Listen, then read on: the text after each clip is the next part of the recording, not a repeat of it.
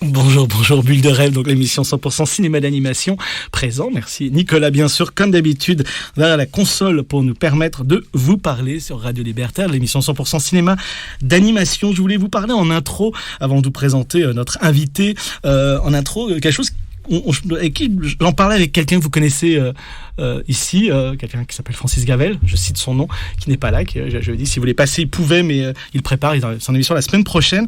On parlait hier. Il y a quelque chose dans le monde de l'animation, il y a la sélection d'Annecy et d'AnimaFest, donc qui sont les deux gros festivals d'animation du monde, on va dire, donc qui était ce fameux au moment où l'Est et l'Ouest d'un côté, donc Annecy d'un côté avait lieu une année, c'était un père je crois, et père c'était Zagreb, et puis voilà, c'était comme ça que ça se passait. Et en fait, c'est assez rigolo, c'est que normalement à chaque fois que vous avez une sélection à Cannes, Venise, d'une grosse sélection, beaucoup de gens en parlent, et c'est vrai que là dans le monde de l'anime, quand une sélection arrive comme celle d'Annecy, en fait on n'en parle pas, et pourtant on râle, on dit pourquoi tel film ou pourquoi pas tel film, ce qui est complètement normal, et comme toute personne qui a fait une sélection, elle est forcément aussi un peu subjective, et on disait qu'en fait on était vraiment dans un monde fermé, et en fait un monde qui se questionnait assez peu finalement, aussi sur lui-même, finalement. Alors ça te donne des côtés sympas, c'est une petite famille, on en parlera tout à l'heure, peut-être avec l'invité justement, il y a un côté petite famille, puis comme dans tout, peut-être que ça manque aussi cette idée de te dire, t'as vu le film d'un tel n'est pas là, par exemple à Annecy, il y a une grande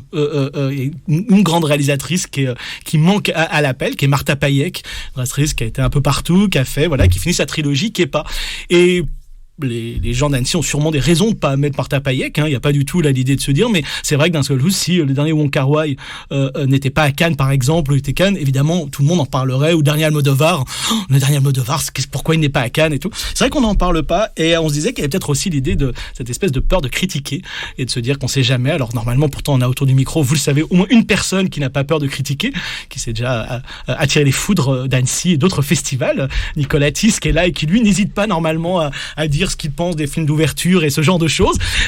Mais bonjour Nicolas, mais c'est vrai que là on n'a pas, on a en tout cas cette réflexion de se dire qu'on pourrait peut-être encore une fois critiquer, pas forcément pour être méchant, mais critiquer pour dire un petit peu, tiens, c'est dommage qu'un tel n'y soit pas, une telle y est, etc. C'est difficile parce qu'en plus, des fois c'est des premiers films, c'est des choses comme ça, donc c'était un peu un petit questionnement en tout cas qu'il y avait là-dessus. On va passer de suite. On a la chance et le plaisir de recevoir Jérémy Clapin. Bonjour Jérémy. Bonjour. Alors Jérémy, vous l'avez déjà entendu énormément, au moins 2 fois ici, dans mon souvenir. Une première fois pour son court-métrage Une histoire vertébrale, et ensuite il est venu pour Palmipédarium, où il avait parlé notamment de son second Skizen, et vous le connaissez normalement, il a réalisé J'ai perdu mon corps, des clips, des pubs. C'est chouette qu'il soit avec nous maintenant normalement, et il est interviewé par des grosses radios, par Variety aux États-Unis, etc. Donc merci Jérémy de venir nous revoir. C'est un plaisir. À Radio Libertaire. Avec lui, avec Jérémy, on va parler de ce qui, de J'ai perdu mon corps, et du futur aussi. Mais c'est intéressant justement 2 ans après de parler d'un film comme ça et de voir un petit peu, où les leçons, les plaisirs qu'on en retient, et voilà. Donc on est ravis de l'avoir. Je voulais juste vous dire un petit mot. Je vais d'abord dire bonjour donc à Nicolas Tis, qui a déjà dit bonjour. Pascal Leduc, bonjour. Bonjour. Antoine Biber, bonjour. Et enfin un bisou à Marie-Pauline Mollaret, qui est en plein sélection justement d'Annecy étudiants, et puis de la semaine de la critique pour le court-métrage. Donc courage Marie-Pauline, tu vas arriver, et puis voilà. Je voulais dire un petit mot quand même, parce qu'évidemment le monde de l'anime n'est pas en reste par rapport à ce qui se passe en ce moment même, par rapport évidemment à l'invasion de l'Ukraine par la Russie. Le monde évidemment de l'animation est consterné comme tout le monde par rapport à ce qui se passe, et en plus c'est un monde, les deux, évidemment l'Ukraine et la Russie sont aussi très importants au niveau du monde de l'animation, de l'art de l'animation. De nombreux auteurs russes d'origine ukrainienne, qu'on découvre d'ailleurs, est d'origine ukrainienne, tellement il y a des mélanges, et des liens bien sûr très forts qu'il y a entre ces deux pays.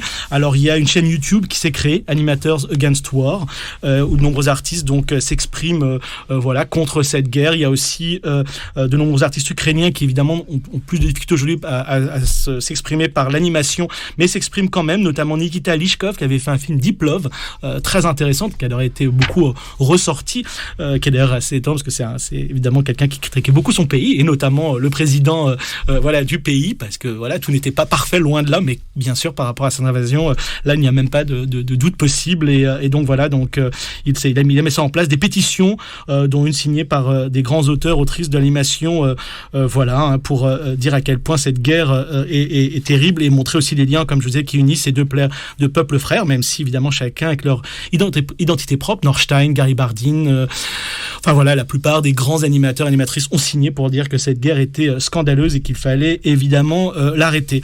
Quand ce genre de choses arrive, il y a une chanson qui me revient toujours en tête, c'est la première chanson qu'on va entendre, c'est une chanson de Brassens, elle me revient toujours à l'esprit quand je pense à ça, elle fera écho avec une autre chanson nous a proposé Jérémy un petit peu plus tard.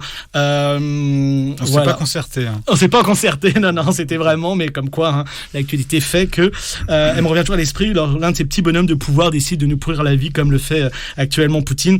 Faut savoir que même si on parle aujourd'hui beaucoup de ça, puisque c'est proche de nous, il y a aujourd'hui dans le monde encore une cinquantaine de guerres, de conflits entre pays opposés ou internes. Donc malheureusement, même si aujourd'hui évidemment c'est l'Ukraine qui est aujourd'hui au centre des préoccupations, savoir qu'en Syrie ça continue toujours, en Afghanistan évidemment et dans plein de pays, aujourd'hui la guerre continue, et donc on écoute Le Roi par Georges Brassens et on revient juste après.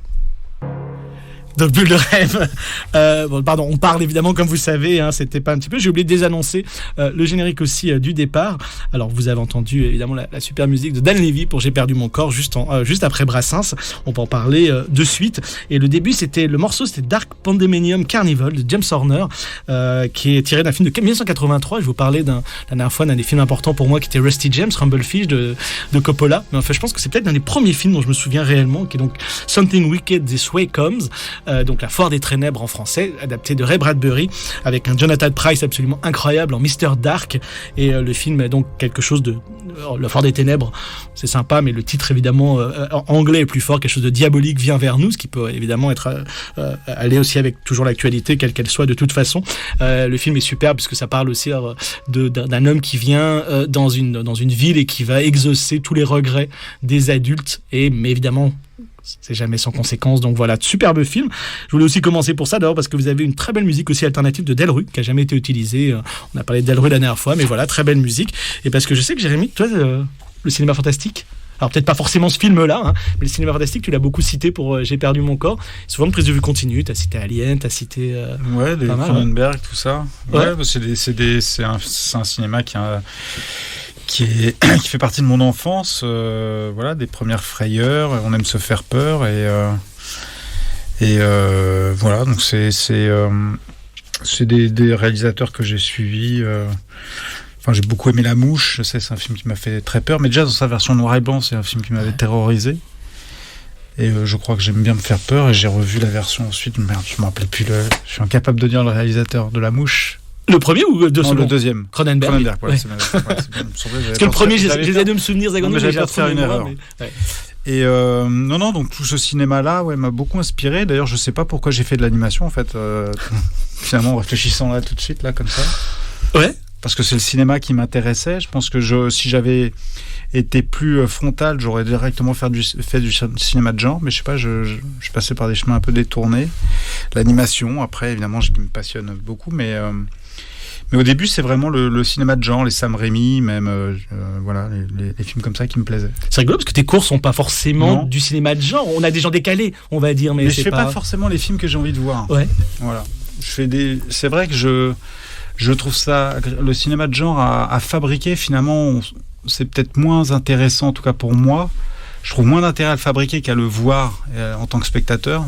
Parce qu'en le fabriquant, on est dans il y a un petit côté parc d'attractions, on essaie de diriger les émotions du spectateur, donc il y a un petit côté spectacle et tout ça, qui me passionne moins dans le processus de fabrication, d'être derrière la machine, ça me passionne moins. Puis on a forcément moins pas, parce qu'on sait comment les choses sont faites, donc peut-être que... Oui, on vit pas le film de la même manière. Voilà, j'ai moins envie d'avoir les mains dedans.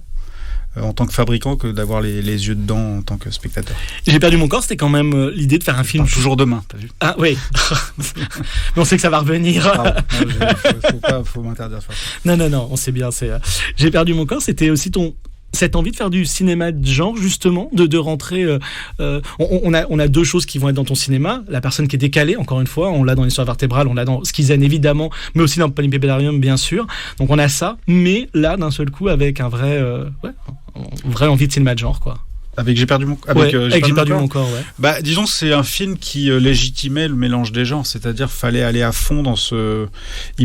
Pour un réalisateur, c'est un vrai terrain de jeu parce que cette histoire de main, évidemment, le sujet du film, c'est une main coupée, mais le film parle de la partie manquante de la main. Mais quand on est avec cette main et quand on la suit à travers la ville, forcément, on convoque tout un tas on doit amener l'homme le plus petit du monde, enfin, l'homme qui rétrécit de Jack, je sais pas quoi.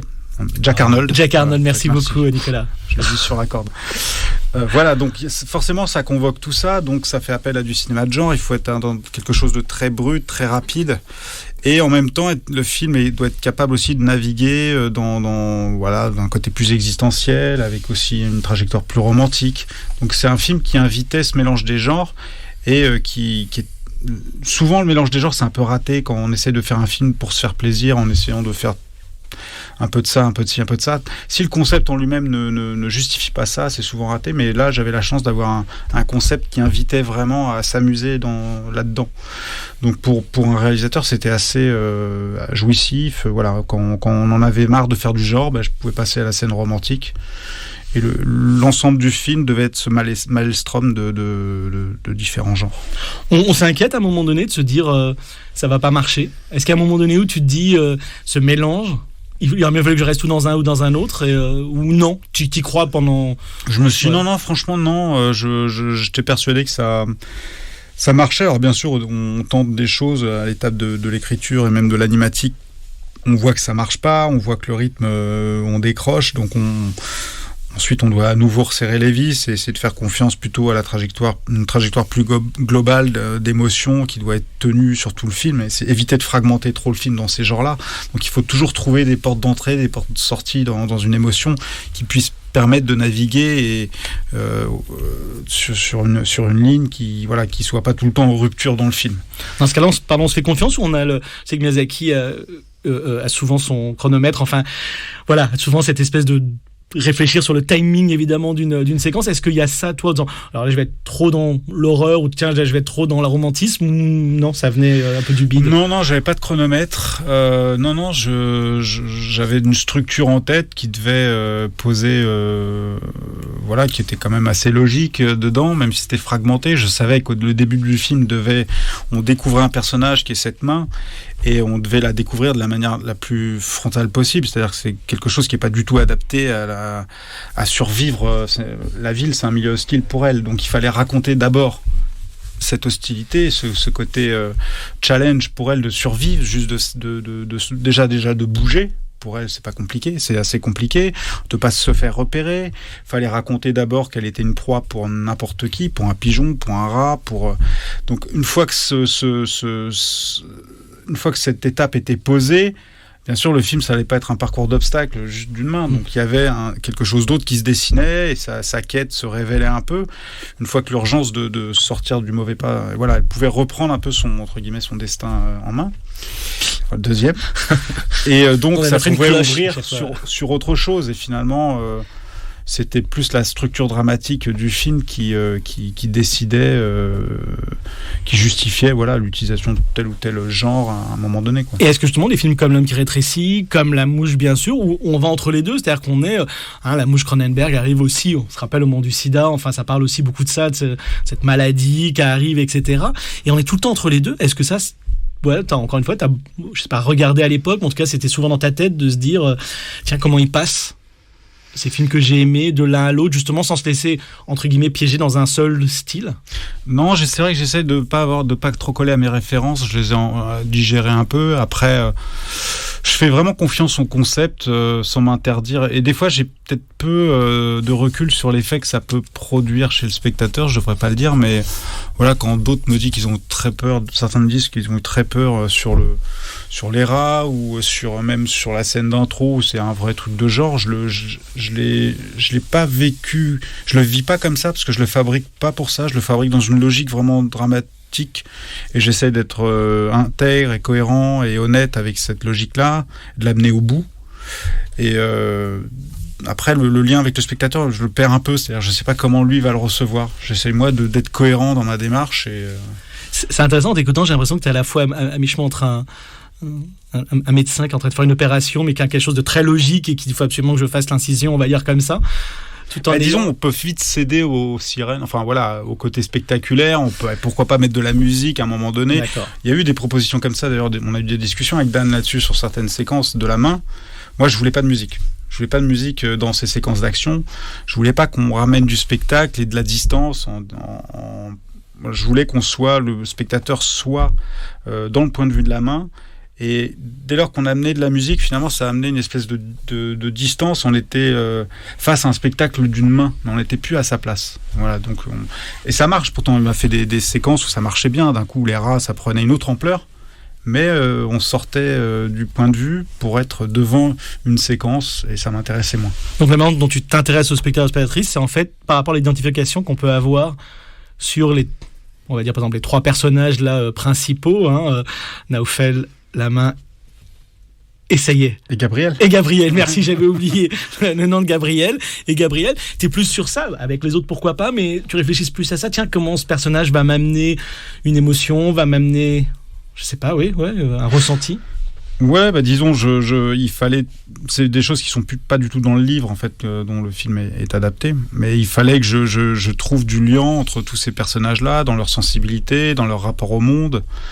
Voilà, donc la main, par exemple, a un rapport tactile au monde. Il fallait que j'invente chez Naoufel un rapport au monde qui était aussi sensoriel. C'est pour ça que j'ai amené cette dimension sonore. Et c'est quelqu'un qui a un rapport sonore au monde. Et il enregistre des sons depuis qu'il est petit. Et ces sensibilités-là font que, même s'ils sont séparés, si la main est séparée de son corps, il y a quelque chose qui les réunit tout le temps. Et pareil pour Gabrielle, elle a un rapport au monde aussi. Elle est très coupée du monde, elle a sans arrêt son casque sur les oreilles, elle habite au dernier étage, donc c'est quelqu'un qui socialement n'est pas non plus super adapté comme pourrait l'être Naoufel, on va dire, qui est assez exclusive. Voilà, donc c'est des choses qui me permettent de créer un discours entre ces trois personnages-là et de le tenir, parce que l'histoire est assez compliquée. C'est une histoire très simple en fait qui est racontée de manière compliquée. On a la radio, on peut pas. Si vous avez vu, peut-être que toi, Nicolas, tu l'as vu, je sais pas. Peut-être qu'il l'a montré un jour dans un cartoon movie ou quoi. Jérémy un espèce plusieurs schémas. Il a bien joué avec ça où tu nous montres la mouche, puis elle arrive, etc. Et dire je commence par quelque chose de simple, de compliqué. Ça s'est fait sur un long terme quand même tout ça, parce que c'est vrai qu'on parle, ça y est, maintenant le film est fini, il a eu le succès qu'on connaît, mais c'était un peu passer du court-métrage comme ça d'un seul coup, assez long.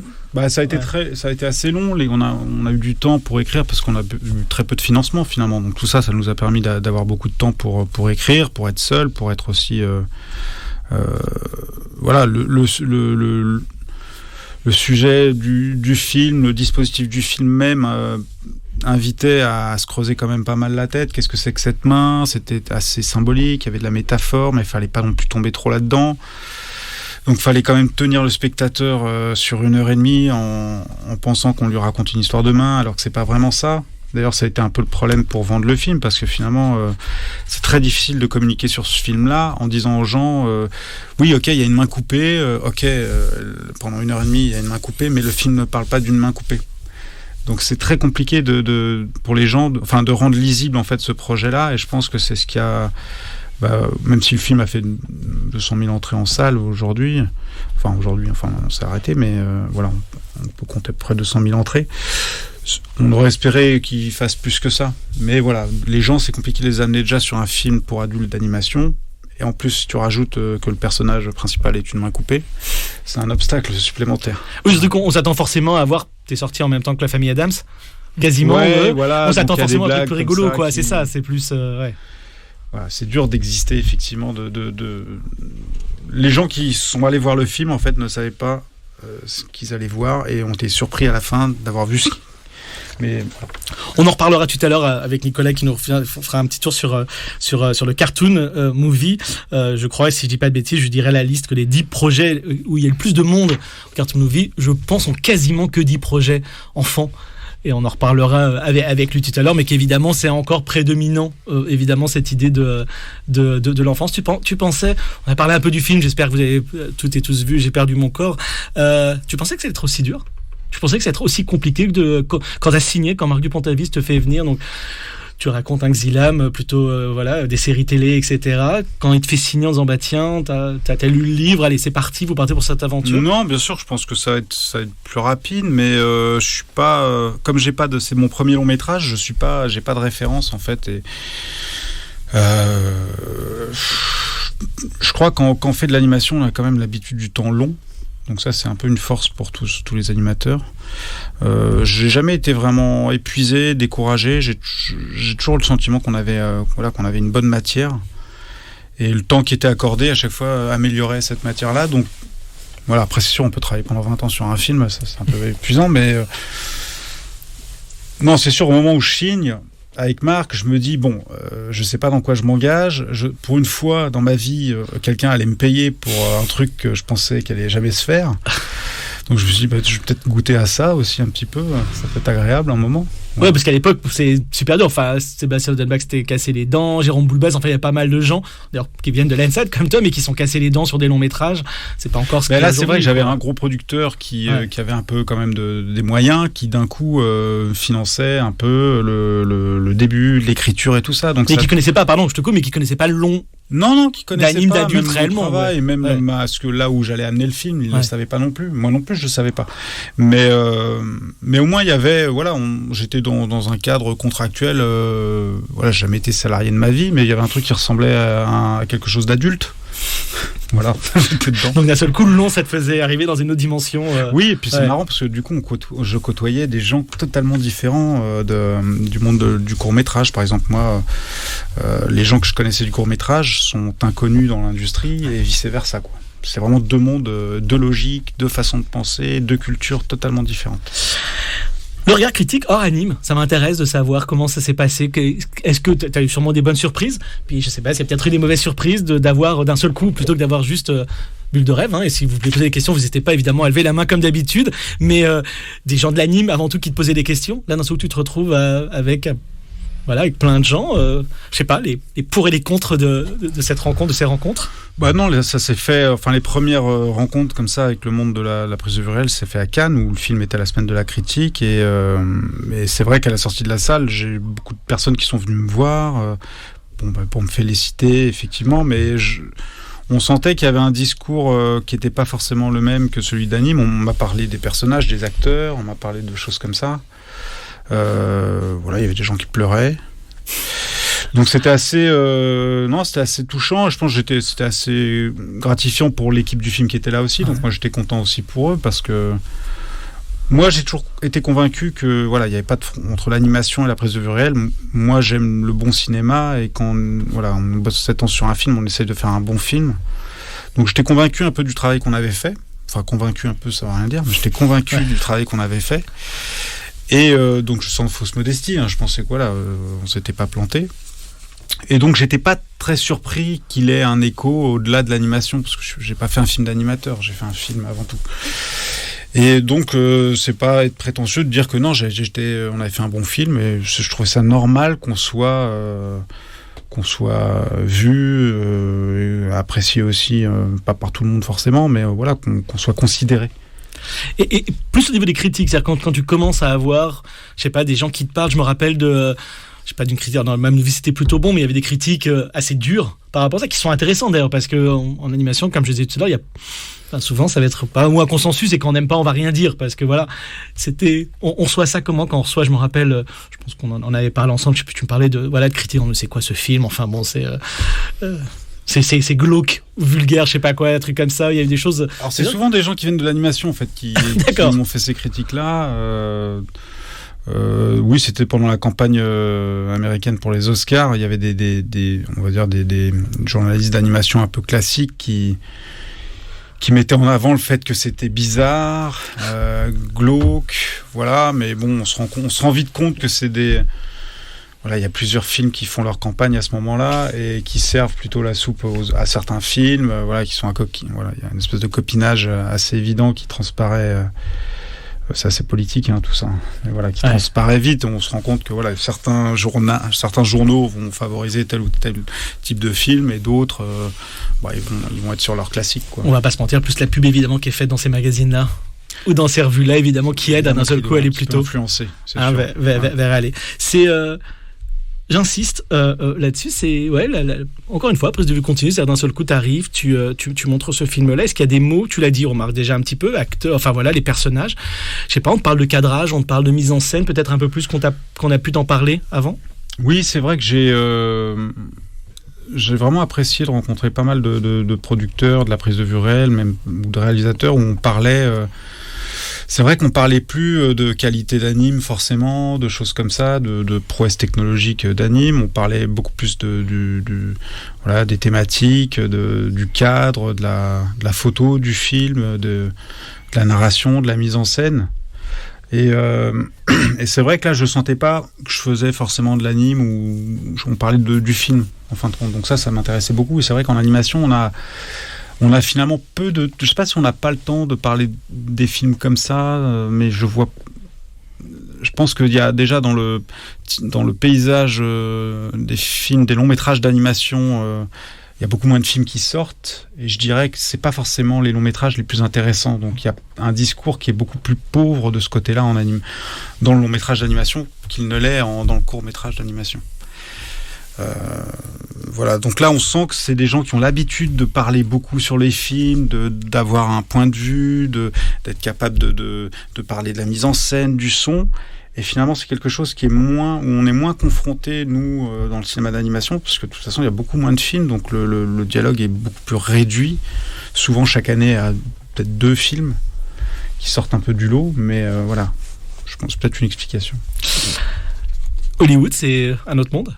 T'es parti pour les Oscars, le film a été vendu à Netflix, et le doublage là-bas, tu me racontais un tout petit peu, on va pas tout raconter, mais c'est quand même un autre monde. Ouais, c'est un autre monde, c'est rigolo d'y aller, on s'y fait très vite, hein, faut faire très attention. Ouais. Non, mais c'est assez hallucinant. Parce que, bon, d'abord, on est très bien reçu quand même, on est très considéré.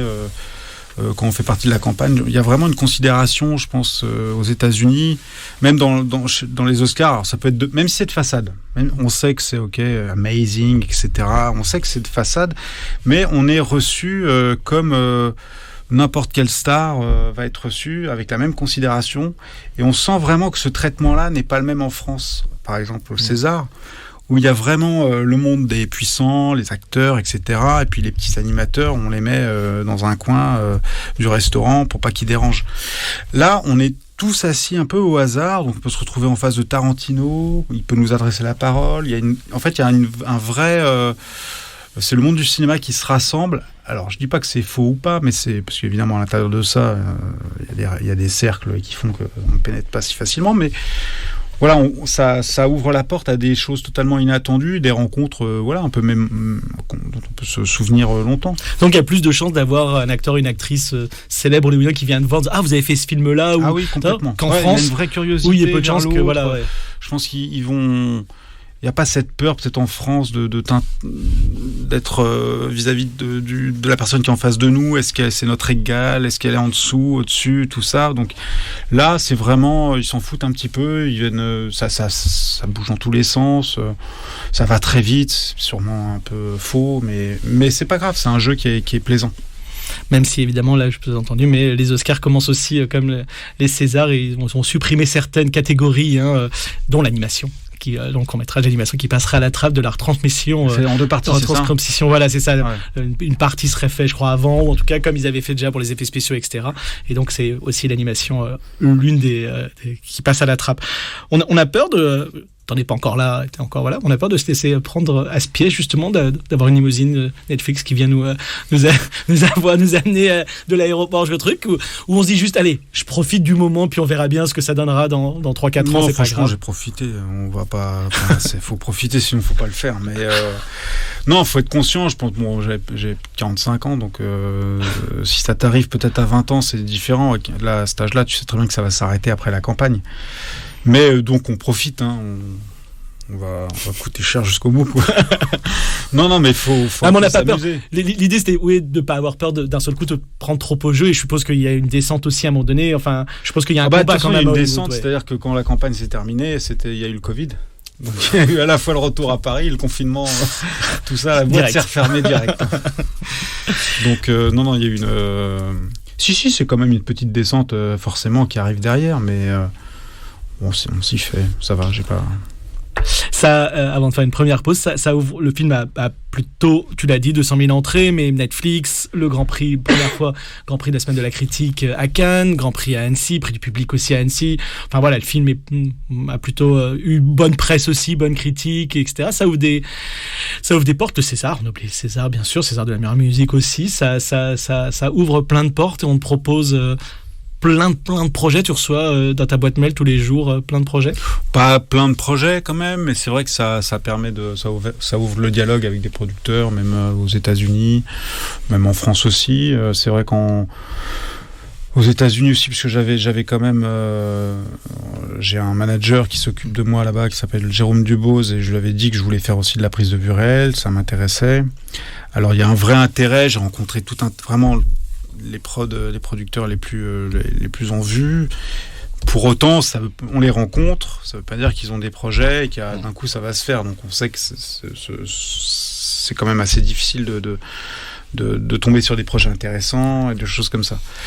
Mais en France un peu moins, c'est-à-dire en France on me rencontre pour faire de l'animation, on m'a demandé de l'animation jeunesse, on sent que là c'est du drop name, on sait qu'avec mon nom en gros le projet va pouvoir passer, mais puis on fait un film qui a rien à voir avec ce que j'ai envie de faire. Donc c'est un peu bizarre. Mais voilà, après là, au début on est un peu excité, on se dit on va recevoir le scénario d'enfer, et puis le scénario d'enfer n'arrive pas en fait. C'est souvent des scénarios qui nous tombent un peu des mains. Mais dans le lot, il y en a, donc ça demande beaucoup de travail, c'est vraiment une organisation différente où on doit lire chaque semaine des scénarios en anglais. Voilà, et en fait, on se rend compte que c'est comme ça aux États-Unis, les scénarios ils défilent à l'appel comme ça, c'est un robinet continu de scénarios et les gens ils se les balancent de l'un à l'autre et tout ça. Et donc le quotidien d'un réalisateur qui cherche en tout cas à vouloir faire des films dans cette industrie-là, c'est de lire peut-être 10 scénarios pour qu'il y en ait un qui l'intéresse et qu'il ne sera même pas sûr de pouvoir faire parce qu'il va être en compétition avec d'autres réals en face, etc.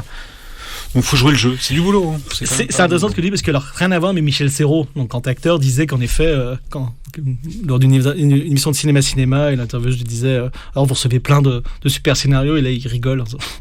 Vous rigolez ou quoi? Il y a 2-3 bons scénarios de temps à autre, et puis la plupart du temps on me redemande juste de faire du Michel Serrault, voir si j'ai fait un assassin avant, on va me demander de faire l'assassin, et puis on me demande de faire, est-ce que toi on t'a demandé les pieds, voilà, les oreilles. Non, parce que des films comme ça fait un peu peur. J'ai perdu mon corps, c'est pas non plus une recette financière qui est à suivre forcément. Mais donc non, c'est toujours en animation, on m'a pas proposé grand-chose en fait, je dois dire. D'accord, c'est plus. Ouais, c'est plutôt en prise de vue réelle. En animation adulte. On m'a pas proposé grand-chose en adulte. On m'a proposé de l'anime jeunesse. Et puis c'est rigolo. Je trouve qu'on te propose de l'anime jeunesse après j'ai perdu mon corps et même tes cours. Ouais, c'est juste drôle. On pourrait avoir la main mais qui se déguise pour Noël et non, avec des animaux, des choses comme ça. Mais bon, ça m'intéresse pas. Allez, juste un truc je voulais te demander par rapport au prix. Moi, le prix la citation qui m'avait le plus surprise et heureusement, c'était celle comme de la réalisation lumière. Est-ce que ça a fait bouger des lignes ou pas plus que ça? Alors, le film était dans les films sélectionnés pour le prix et la meilleure réalisation, c'est ça?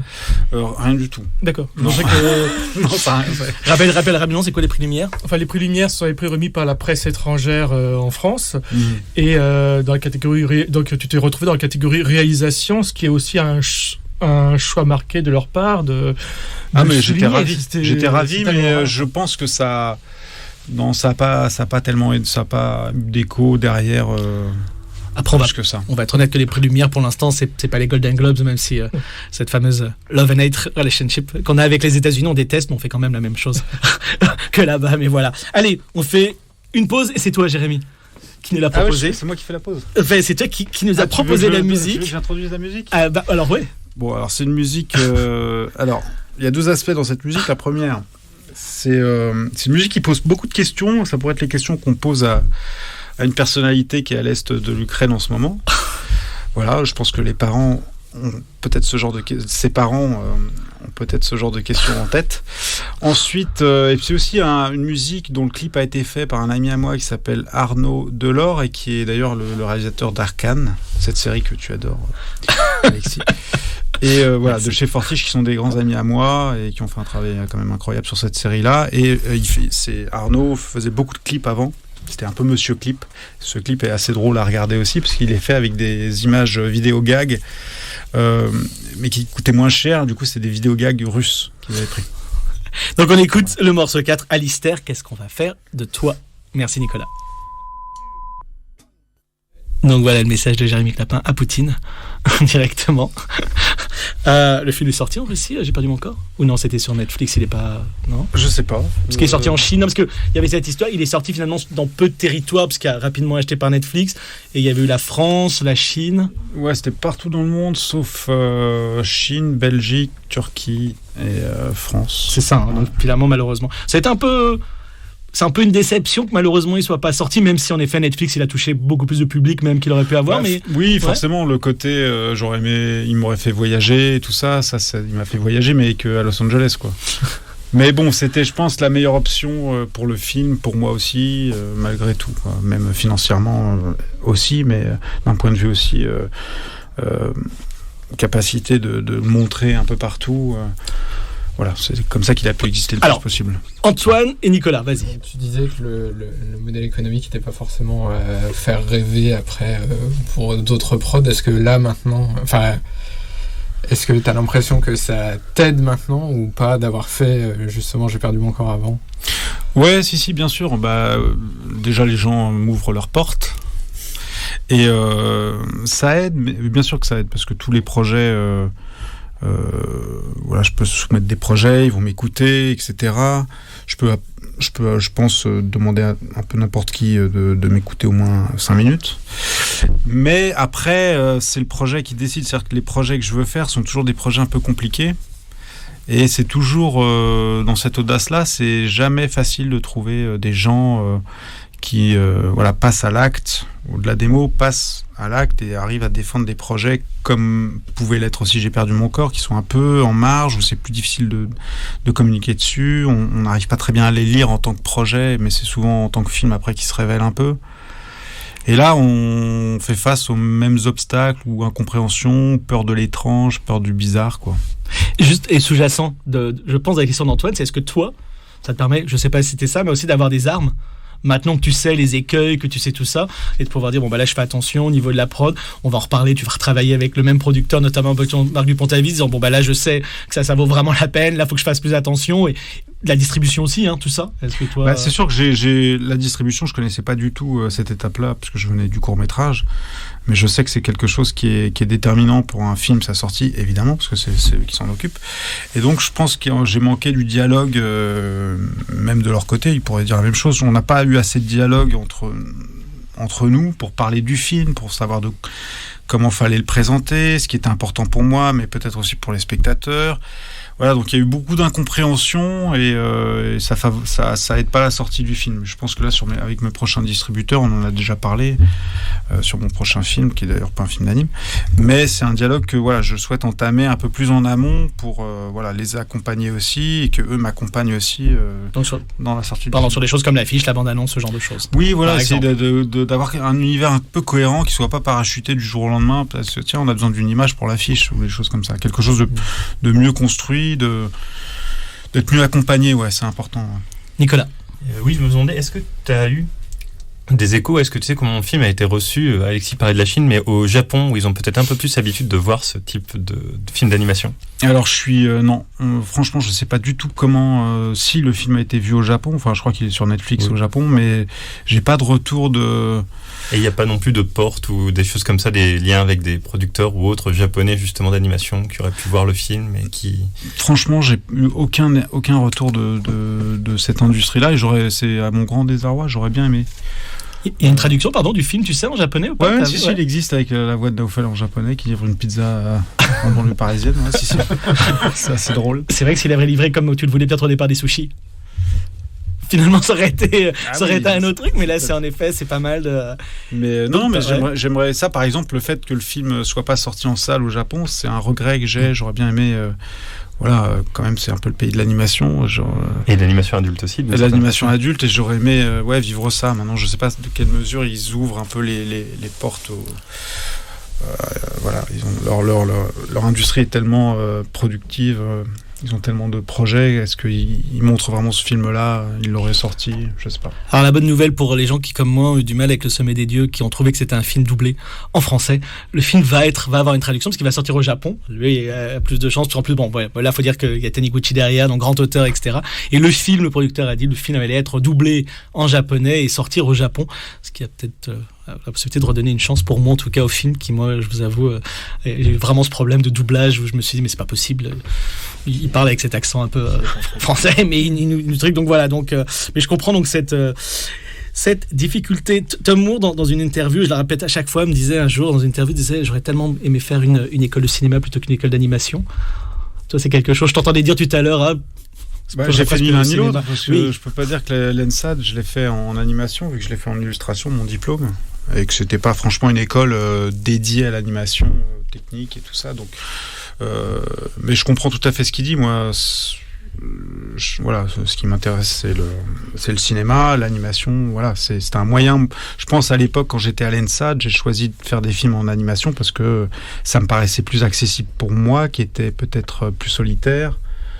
Qui aimait pas trop demander à des gens de bosser pour moi gratos, j'aime toujours pas d'ailleurs, qui était pas là pour fédérer des gens dans une énergie, allez viens on fait ça et tout ça, j'arrivais pas à faire ça, les gens savent le faire et du coup ils arrivent à faire des tournages là en demandant de se faire aider, tout ça, moi j'y arrive pas.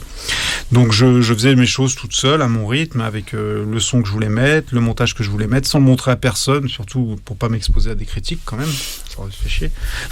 Donc je le gardais, je le montrais à ma mère. Non, même pas, mais surtout pas. Non, mais voilà, ça me permettait de le faire sans trop m'exposer. Et à cette époque-là, j'aimais bien. Maintenant, ça change. Évidemment, j'ai évolué, mais c'est pour ça, je pense que j'ai fait de l'animation.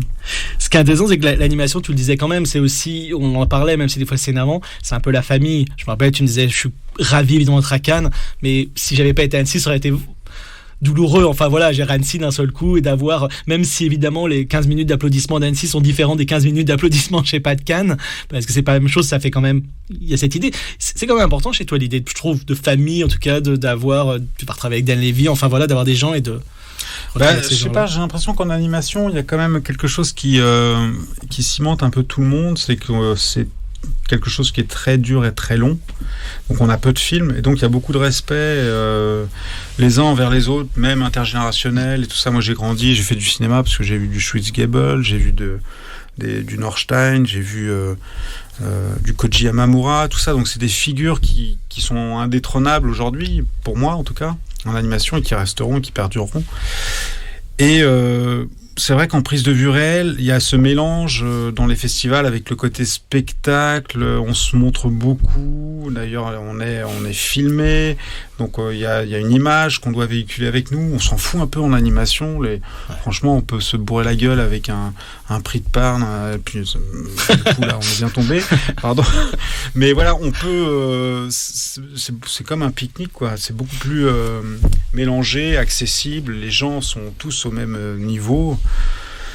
C'est vrai qu'en prise de vue réelle, c'est pas comme ça, quoi. Oui. Il y a des espèces de strates qui sont vraiment visibles et les gens cultivent ça et c'est pour les médias, etc. Donc c'est tout un écosystème qui n'est pas du tout là en animation. On peut venir en basket comme Dominique Setin d'Anima, on parlera sur d'Anima, la directrice qui vient en basket lors de la séance de clôture. Et évidemment, ça ne choque absolument personne. Moi, un petit peu quand même. Ah, toi un petit peu, mais ça oui, mais c'est parce que t'as l'habitude des Oscars maintenant. Forcément, évidemment. Je l'ai dit d'ailleurs, je lui ai dit que c'était la dernière fois qu'il fallait... Que tu n'irais plus à Anima. Dominique. Est-ce que, ça y est, le film est passé, j'ai perdu mon corps, il a eu le succès qu'on a dit, etc. T'as un ou deux regrets, pas forcément des gros regrets, mais il y a un deux trucs, tiens, j'aurais peut-être fait ça comme ça, ou j'aurais fait ça comme ça, ou non, l'histoire est passée, ça y est, maintenant. Non, je pense pas à mon film comme ça, maintenant, j'arrive à lâcher... Franchement, j'arrive à lâcher, à plus le regarder avec ce qui aurait été... Il y a toujours des choses qui sont possibles de faire, mais sur le moment, il faut prendre des décisions.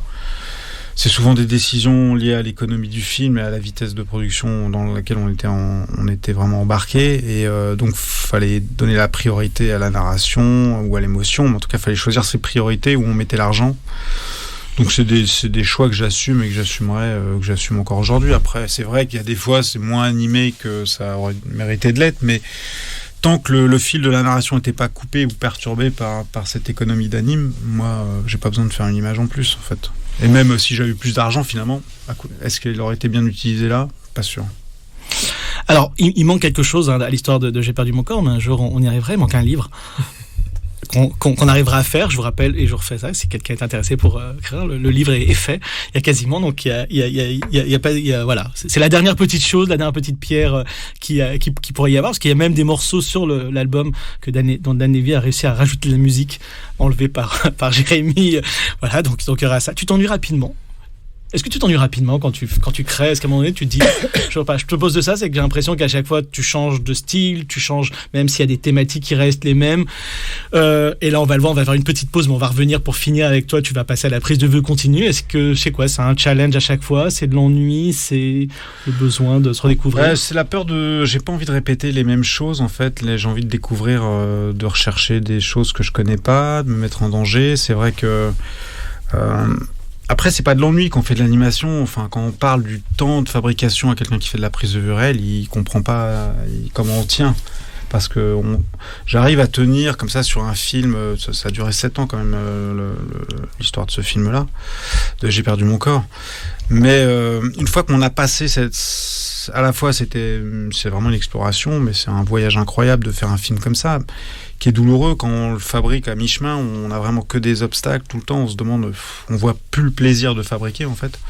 Il revient petit à petit et de sentir qu'on va repasser par les mêmes endroits. Moi, j'en suis pas capable, quoi. Je me dis, il faut que je trouve d'autres obstacles, et je sais qu'il y aura des obstacles, mais il faut que j'en trouve d'autres parce que ça m'a trop marqué sur le moment et j'ai pas envie je suis pas maso au point de me réinfliger exactement les mêmes choses par lesquelles je suis passé. Donc je cherche d'autres moyens d'autres territoires à explorer et je sais qu'il y aura les mêmes obstacles, mais ils seront un petit peu différents et du coup un peu nouveaux et plus attrayants.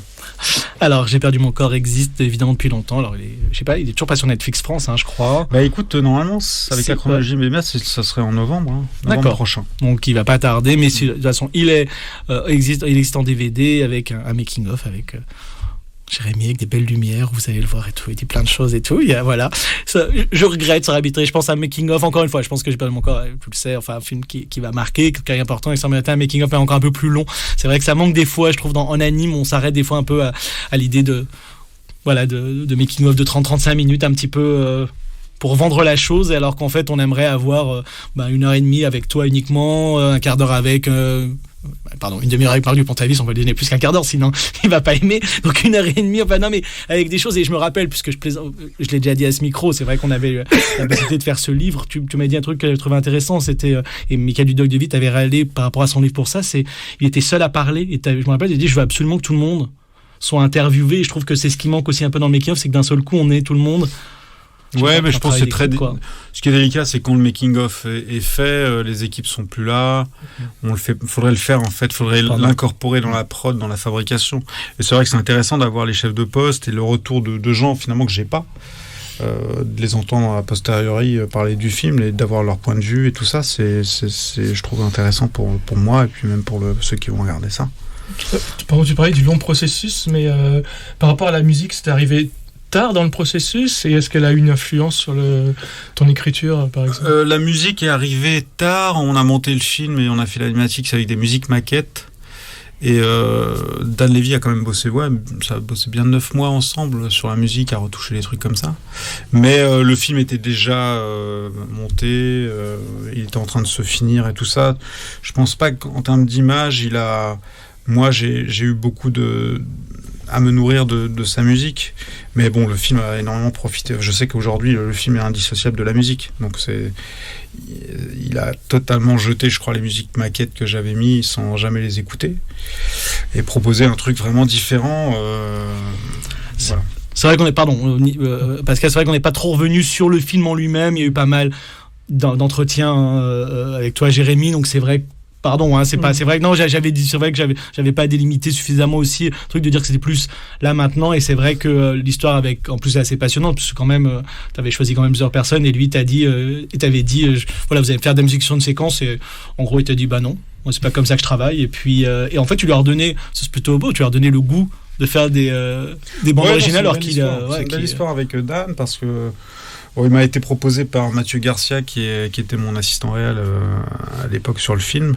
C'est la moitié du groupe The Do, Dan, et il avait fait, je crois, de la musique de film, mais il avait pas eu de très bonnes expériences. Et quand je l'ai appelé, c'est vrai que je démarchais aussi 2-3 autres compositeurs pour faire une sorte de compète, essayer de trouver mon compositeur.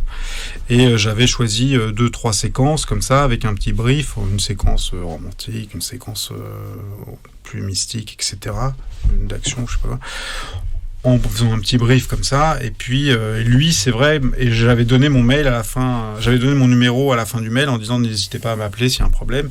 Et c'est le seul, Dan, qui m'a appelé pour me dire en fait non, voilà, comme tu dis, je pense que c'est pas bien de faire ça, ok, parce que voilà, moi, plutôt que de répondre techniquement à une séquence ou à me conformer à une séquence, je préfère donner un univers musical, et ensuite on aura tout le temps de poser et de faire que la musique soit bien conforme à telle ou telle séquence. Mais d'abord, la première chose, ça va être un travail plus pictural, de dire est-ce que ça c'est la musique de ton film, est-ce que tu vois ton film là-dedans. Et je trouve ça vraiment une meilleure approche, parce que du coup on n'est plus dans le regard technique et la résolution technique d'une séquence, on est vraiment on ferme les yeux. Est-ce que voilà, l'univers musical qu'on nous propose, est-ce qu'on entend le film à l'intérieur de ça, est-ce qu'il s'articule dans notre tête, et puis si c'est oui, c'est que le film a trouvé sa musique. C'est Billy Eilish qui est fan de The Do, c'est ça? C'est qui c'est ça, c'est ça, incroyable. Qui va peut-être nous faire revenir The Do sur le devant, finalement, en étant fan, j'imagine. Je sais pas, j'ai entendu sur son Twitter, enfin, elle en parle pas mal de The Do, donc on sait jamais, peut-être un retour de The Do. Pascal, c'est toi qui as la parole, tu nous proposes Arise Sun, on t'écoute. Alors oui, Arise Sun, c'est un des titres composés par Robert Levon Bean, qui fait partie du groupe Black Rebel Motorcycle Club, que je ne connais pas, j'avoue, mais c'était pour situer. Qu'on voit notamment très qu'on voit, je crois qu'il y a un morceau dans Nine Songs de Michael Winterbottom, ce film un peu particulier avec des gens qui font l'amour tout le temps, et des morceaux de rock dont Franz Ferdinand et Black. D'accord. Et c'est moi j'ai découvert cet artiste avec le film Card Counter, qui est pour moi une des plus belles BO de l'année dernière. C'est avec celle de Ongaku et Annette, pour en citer deux autres. C'est un film vraiment lugubre, avec étrangement des moments solaires dans les relations entre les personnages notamment. Et le titre que j'ai choisi reflète un peu cette dichotomie, car malgré la tonalité très sombre du morceau, il chérit quand même ce pouvoir que peut avoir la musique rock d'élever des moments plus sombres, d'accompagner nos émotions. Et dans le film, en fait, Oscar Isaac joue un joueur de poker qui est sorti de 10 ans de prison pour avoir commis des actes atroces, ça, à Abu Ghraib, donc rien de très noble. Et il croise un jeune homme qu'il va tenter de sauver de ses pulsions de vengeance. Mais bon, comme le film est un film de Paul Schrader, ça ne va pas se passer de manière très positive. Il y a toujours ce côté cinéaste nihiliste, désespéré, avec des personnages en quête de rédemption et une quête de rédemption qu'il peine à atteindre. Donc voilà, c'est un film humaniste avec très beaux personnages et une musique hypnotisante, envoûtante, et c'est un vrai bonheur de la réécouter encore. Enfin, il y a de très beaux morceaux. Merci Pascal. En plus, j'avais pas vu que c'était Paul Schrader, donc je vais regarder The Counter Card. Allez, on écoute Nicolas, s'il te plaît. Donc, Arise Sun, merci. Voilà, antenne, merci. Heureusement que Nicolas nous dit antenne. Je pense qu'un jour, Nicolas, tu pourrais t'amuser à ne rien dire, à nous mettre à l'antenne comme ça et qu'on continue. Ouais, non, parce que lui, il est vraiment nul. Hein. Non, c'est vraiment, etc. C'est pas bien de faire ça, faut pas le faire, Nicolas. Mais c'est vrai que je pense que ça pourrait être drôle de s'amuser. Vous êtes toujours, bien évidemment, sur Radio Libertaire. Bulle de rêve, l'émission cinéma d'animation. Enfin, cinéma d'animation, on va un peu évoluer ça. La question piège. Oui. Oh, faut que je te la fasse, parce qu'il y en a quelqu'un qui va la faire avant. Tu avais fait un très beau discours sur l'animation au César. Quand tu l'avais reçu. Tu n'en rappelles plus, hein, ça te semble bien. Non, mais juste, c'est ce que tu dis, l'idée, c'est de pas se laisser cloisonner tout, hein, pas forcément par d'autres dans quelque chose, et se dire après tout, je peux aussi faire de la prise de continu, puis pourquoi pas revenir à l'animation après, puis revenir, enfin voilà, et de faire du cinéma sans justement apposer derrière animation, prise de vue continue ou quoi que ce soit. Ouais, alors moi, c'est vrai que là, j'ai mon prochain film, donc c'est là où tu veux m'amener. Ça sera un film en prise de vue réelle, oui. Dont le tournage d'ailleurs est prévu cet été. Il y a un petit peu d'animation dedans quand même, mais c'est avant tout un film en prise de vue réelle. Et sinon, c'est quelque chose dont j'avais envie depuis très longtemps. Et c'est vrai après J'ai perdu mon corps, j'ai cette opportunité de pouvoir, qui est un film qui est quand même, J'ai perdu mon corps assez dans le langage assez proche d'un film en prise de vue réelle aussi. Il y a quand même enfin, c'est pas une aberration de faire des rapprochements dans l'utilisation de la caméra, dans le ton, peut-être. Voilà, c'est quand même quelque chose où on peut trouver. Voilà, c'est pas un film cartoon, donc il y a forcément un langage qui est aussi celui de la prise de vue réelle. Donc c'est assez logique derrière que je puisse proposer quelque chose en prise de vue réelle. C'est quelque chose qui m'excite, qui me fait peur aussi, et qui est pas non plus forcément une étape. Au-delà de l'animation, c'est-à-dire je ne considère pas que c'est un cheminement pour aller vers quelque chose de mieux. C'est vraiment, moi, toujours dans une volonté de chercher, je dirais, à me confronter à un médium différent qui va m'ouvrir des choses un peu différentes, qui va certainement enrichir aussi ma vision de l'animation derrière. Ça va m'apporter quelque chose qui, j'espère, parce qu'après, je considère que je vais refaire de l'animation. Enfin, je dis ça aujourd'hui, ça se trouve, je sais pas du tout. Tu vas faire du théâtre après, on va voir, mais je sais pas, mais c'est vrai qu'il y a peut-être une crainte comme ça de trop coller à ce qu'on attend de moi, ce que les gens peuvent attendre de moi sur un prochain film. Et du coup, de faire quelque chose de différent. Est-ce qu'il n'y a pas aussi, parce que je trouvais ça intéressant, je sais que je comprends quand tu dis ça, parce qu'il y a tellement peu de films, mais quand certaines personnes me disaient, c'est enfin du cinéma, j'ai perdu mon corps, je disais non, Jean-François Léguigny en faisait, etc. C'est un style de cinéma qui est extraordinaire, enfin voilà, moi que j'aime beaucoup, mais c'est un style de cinéma, et en fait, l'idée, c'est de se dire justement, et peut-être que les deux films, on pourra les lier, J'ai perdu mon corps, et donc ton film qui va arriver, c'est que d'un seul coup, c'est juste dire, c'est un réalisateur qui se pose pas forcément la question de la technique, mais plus des émotions, plus de l'histoire, plus de comment je vais mettre ma caméra. Si tu mettais une caméra ici, où est-ce qu'on va la mettre pour filmer ce que tu as envie de mettre? Je sais pas, il y a peut-être justement briser cette espèce de frontière qui est entre les deux. Oui, qui est juste une frontière technique. Ouais. Oui, du coup, si je veux être cohérent avec le discours que j'ai eu et que j'ai depuis toujours sur l'animation, savoir que c'est qu'une technique, mon envie, moi, c'est du cinéma et je peux passer d'une technique à l'autre et c'est ça qui dicte un peu, moi, mon parcours. Et donc, c'est pour ça que là, arriver sur un film en prise de vue réelle, voilà, moi j'ai jamais fait des films d'animateurs. Pour moi, j'ai fait des films, même mes courts-métrages, c'était des films, et j'ai pas considéré que c'était des films d'animation. C'est d'abord des films. J'ai aucune honte à dire que c'est en animation. Au contraire, j'en suis fier, mais voilà, j'ai l'impression que le fait de pouvoir passer, et d'ailleurs de l'animation à la prise de vue réelle, c'est quelque chose qui est pas nouveau finalement. On voit beaucoup de réalisateurs de prise de vue réelle qui s'essayent à l'animation. Beaucoup moins, je sais pas, en tout cas, on encourage peut-être moins ceux qui viennent de l'animation à faire de la prise de vue réelle. Peut-être pour des raisons légitimes, mais il y a beaucoup de gens très connus qui ont commencé par l'animation, comme Michel Gondry, Brad Bird, Terry Gilliam. Voilà, qui ont d'abord fait de l'animation, après pour faire de la prise de vue réelle. Un réalisateur moins connu, mais évidemment que Nicolas connaît bien, enfin en tout cas dans son cinéma, parce que je pense qu'il est mort avant que Nicolas puisse rencontrer, qui est Valérian Borowczyk. Valérian Borowczyk, c'est un grand réalisateur, théâtre de Monsieur et Madame Cabal, et il y a une interview à un moment donné dans les quais du cinéma, en plus de Jacques Rivette, je crois, qui est intéressant. Et il a fait les deux, il a fait l'animation, il a même été jusqu'à l'érotisme, la pornographie à un moment donné, mais c'est vrai qu'on lui pose la question, il dit alors quelles sont les différences quand vous faites de l'animation et quand vous faites de la prise de vue continue? Comment, en gros, vous changez? Est-ce que vous faites des choses et dit, moi je fais du cinéma, que je fasse de l'animation et de la prise de continu, c'est la même chose. Toi, c'est pareil. T'écris ton scénar là.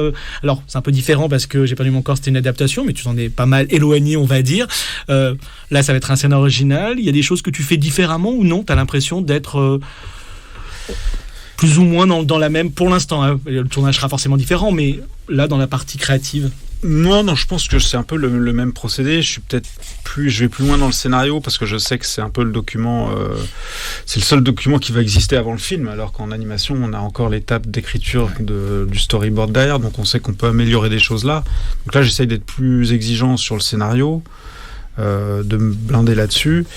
Évidemment, il y a une dimension contrainte physique que je ne peux pas ignorer par rapport à l'animation, où là, on peut se permettre plus de choses en termes de décor et tout ça.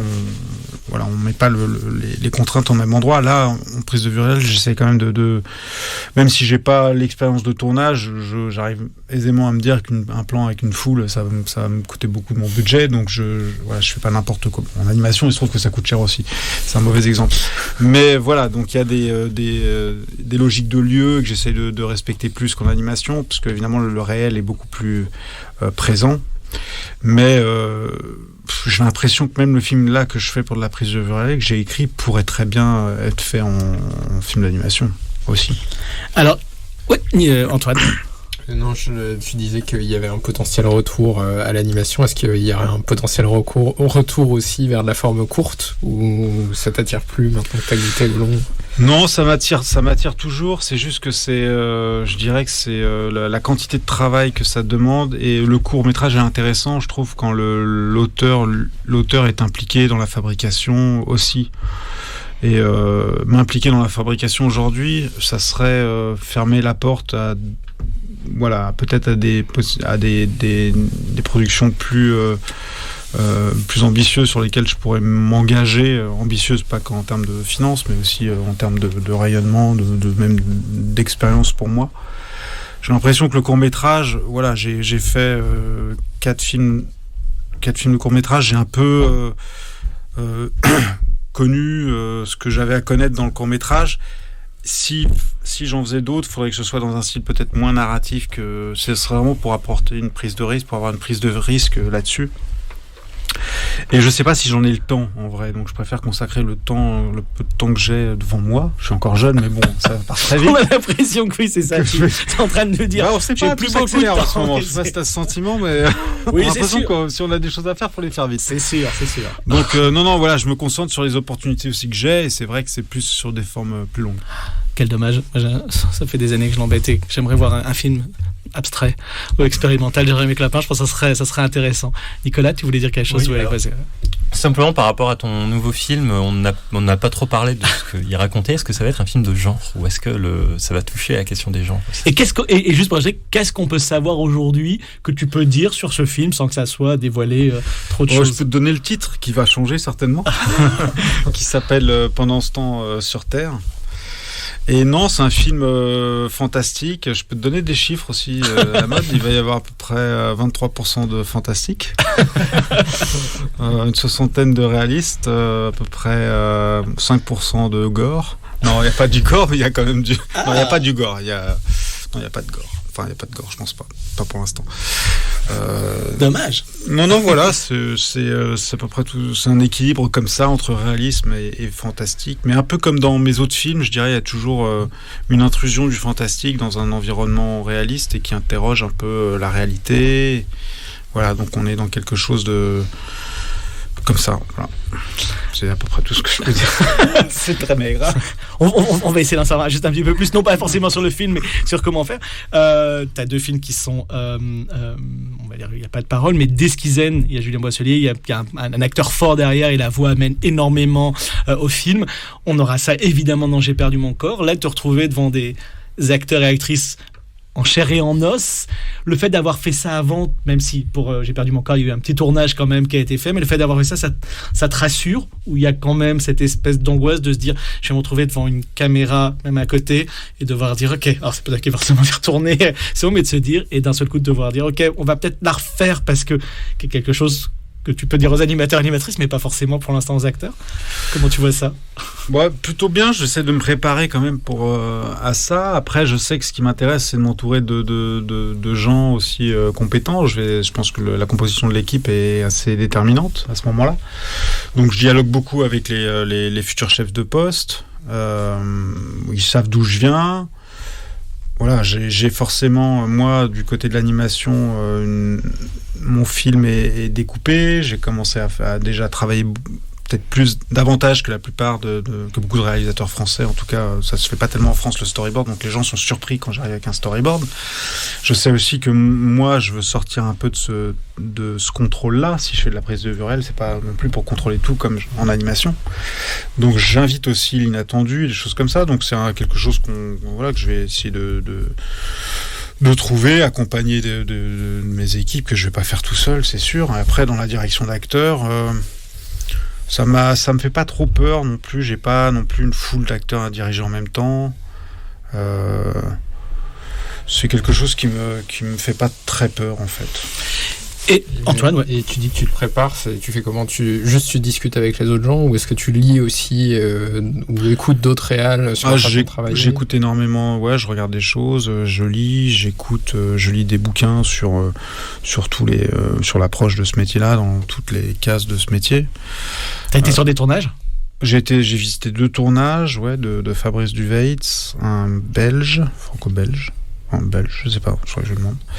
Et Jean-Pierre Jeunet aussi, je suis allé sur son tournage. Donc c'est un cinéma très différent. Les deux étaient très différents. Cinéma vraiment beaucoup plus du réel, beaucoup plus dans l'improvisation pour Fabrice, et puis beaucoup plus maîtrisé dans le studio pour Jean-Pierre Jeunet. Mais c'était, à chaque fois, c'était assez marrant de voir deux méthodes de travail complètement différentes. L'une très très contrôlée et l'autre beaucoup plus libre. Voilà, moi peut-être je serais un peu entre les deux. Voilà. Comment on fait un casting autant quand on est animateur ? Tu peux regarder, tu peux dire tiens, c'est eux. Comment on fait un casting d'un chef-op ? Comment on fait un casting d'un preneur de son ? Enfin, je sais pas. Comment on fait ça ? C'est une rencontre. D'abord, il faut que il y a un feeling entre nous. Ensuite, il faut choisir quelqu'un, évidemment, qui a un endroit dans sa trajectoire professionnelle qui fait un peu sens avec la mienne, c'est-à-dire qui a envie aussi de découvrir quelqu'un qui est peu expérimenté, mais qui a une envie aussi un peu différente de cinéma. Faut que tout ça si je prends quelqu'un d'hyper expérimenté, je sais pas, qui a vraiment une longue carrière, peut-être que c'est pas la bonne personne pour moi. Faut peut-être que j'invite quelqu'un qui est plus qui est en train de faire sa carrière et qui a peut-être l'intérêt qui est peut-être plus disponible pour moi à ce moment-là. Donc il y a des rencontres un peu comme ça. T'avais été surpris sur J'ai perdu mon corps, on peut le dire, c'était il y a longtemps maintenant, que certains animateurs, animatrices avec lesquels tu travaillais, d'un seul coup, connaissaient pas forcément ton travail, et plus que connaissaient pas, ça peut arriver, n'avaient pas eu la curiosité, même dire je vais travailler avec un tel, je vais regarder quand même les films qu'il avait fait. Ça c'était une surprise, je pense déjà. Ouais, c'est là où tu vois d'ailleurs la différence entre la prise de vue réelle et l'animation. En prise de vue réelle, un acteur qui va tourner pour un réalisateur, je pense, dans 100% des cas, a déjà vu au moins un ou deux films du réalisateur avec qui il va tourner. Sinon, je comprends pas. Et là, c'est vrai qu'au début, les animateurs, le premier jour,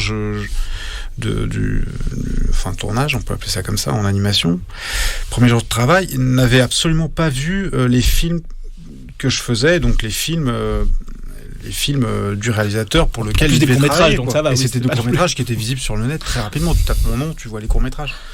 Donc voilà, je me suis dit, tiens, ça a quand même trahi quelque chose dans l'industrie de l'animation qui est... faut quand même bouger un peu ça, quoi, pour faire des choses différentes. Sinon, en fait, ils considèrent que ils ont un outil et qu'ils vont animer exactement de la même manière qu'un autre film d'animation qu'ils ont fait la semaine dernière, sans savoir qu'on peut animer de manière différente. Selon la sensibilité du réel ou de l'histoire, etc. quoi. Là, tu ressens des choses un peu différentes avec les gens que tu rencontres ? Des gens est-ce qu'ils ont vu J'ai perdu mon corps ? Est-ce qu'ils t'en parlent un petit peu ? Est-ce que tu parles les chefs-op, les acteurs, les actrices que tu as pu rencontrer ? Forcément, ils ont vu. Au moins, j'ai perdu mon corps. Et c'est pour ça d'ailleurs qu'ils répondent, à l'appel et tout ça. Il y a une envie il y a un challenge aussi d'accompagner quelqu'un qui pour son premier film. Forcément un espace qui va être peut-être plus grand aussi pour eux, donc ça les intéresse aussi. Donc non, il y a Après, voilà, l'équipe est pas encore complètement verrouillée, donc tout ça est en train de se faire. Mais donc un peu plus de cinéphilie peut-être du côté la prise de vue en animation. Disons oui, là il regarde beaucoup plus ce qu'a fait le Real. Mais bon, après c'est différent, je suis pas au même endroit que j'étais aussi au début de J'ai perdu mon corps. Je suis un peu plus lisible que je l'étais, enfin plus visible qu'avant, quoi.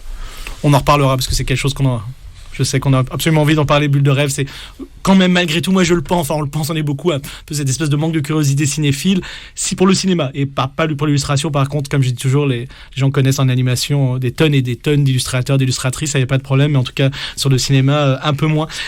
Là tu pars pour le tournage, on espère donc cet été. Ouais. Le montage à la suite, ce qui fait que le film est terminé pour Cannes 2023. C'est toujours ce qu'on prévoit, ouais, effectivement. Ça paraît très court, mais on va faire. Non, mais donc ça veut dire. C'est un changement, on parle du temps. Ah oui, quand on se dit d'un seul coup j'ai passé 7 ans et que d'un seul coup on se dit oui, je peux tourner là finalement cet été, je peux faire le montage et que finalement mon film pourrait être à Cannes ou en tout cas dans un grand festival juste dès 2023, ça. On sent quoi, ouais. Oui, c'est un peu flippant. C'est quand même du boulot, mais c'est sûr que ça fait rêver, quoi. Et par rapport à l'animation. Commencer l'écriture à quel moment? J'ai commencé au retour des Oscars, donc c'était en février 2020. Ouais, premier confinement. Oui, donc c'est vrai que ça mettra même pas 3 ans pour être fait du début de l'écriture. Ouais, et le confinement finalement est tombé comme une résidence d'écriture pour moi.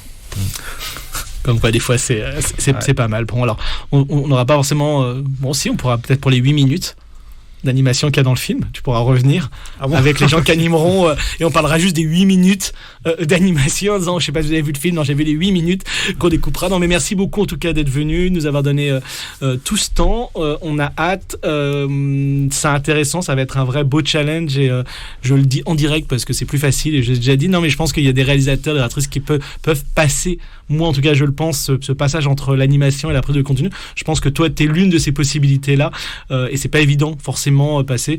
C'est rigolo, on a parlé avec Florence Miaille pendant l'animage justement et Florence Miaille disait qu'est-ce que j'ai pas envie moi de passer à la prise de vue continue et c'est vrai que je suis pas sûr qu'elle pourrait passer à la prise de vue continue. Dernière question parce qu'on va parler d'anima juste après la pause. T'étais anima, tu nous parles un petit peu jury, t'aimes bien faire le jury, t'aimes bien... Non, je déteste faire le jury. J'aime beaucoup la semaine qui précède la décision du jury, mais le jour où il faut choisir, je regrette d'avoir dit oui souvent, parce que c'est pénible de devoir choisir et puis ça c'est toujours un peu compliqué pour moi.